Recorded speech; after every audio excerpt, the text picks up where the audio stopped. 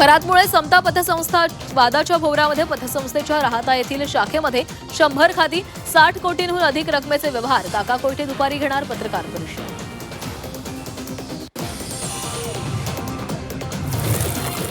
पॅटच्या परीक्षा 22 एप्रिलपर्यंत. दुसरी ते 8वीच्या परीक्षा 22 एप्रिलपर्यंत. परीक्षा लांबल्यानं पालकांमध्ये नाराजी. वाढत्या उन्हामुळे पालकांना मुलांची चिंता. मत्स्य व्यवसायाला युद्धाचा फटका. डिझेल दरवाढीमुळे मासेमारी ठप्प. रत्नागिरीमध्ये शेकडो नौका किनाऱ्यावर. आवक घटल्यानं मासे महागण्याची शक्यता.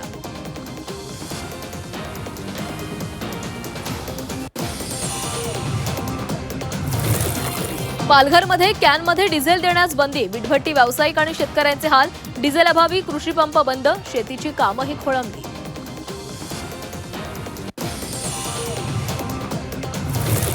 संगमनेरमधील अल्पवयीन मुलगी ऍसिड हल्ल्या प्रकरणामध्ये 20 दिवस उलटूनही आरोपी सापडेना. आरोपीची माहिती देणाऱ्यास 2 लाखांचं बक्षीस. अहिल्यानगर पोलिसांकडून बक्षीस जाहीर. आरोपीच्या शोधासाठी पोलिसांची 10 पथकं तैनात.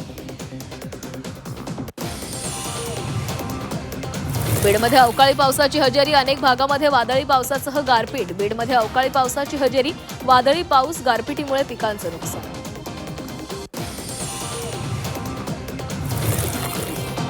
येवल्याच्या जळगाव नेऊरमध्ये वादळी पाऊस. वादळी पावसामुळे बाजरी आणि मक्याचं नुकसान. शेतकऱ्यांचा हातातोंडाशी आलेला घास हिरावला. पंचनामे करून नुकसान भरपाई देण्याची मागणी.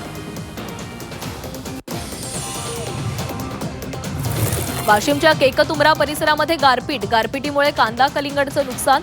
शेतकऱ्यांच्या हातातोंडाशी आलेला घास हिरावला. तत्काळ आर्थिक मदत देण्याची शेतकऱ्यांची मागणी. ऐन उन्हाळ्यामध्ये वाळवंटामध्ये गारांचा पाऊस. ऐन उन्हाळ्यामध्ये वाळवंटात गारांचा पाऊस. वादळी वाऱ्यांमुळे घराचंही नुकसान. उत्तर प्रदेशात वीज कोसळून 5 जणांचा मृत्यू.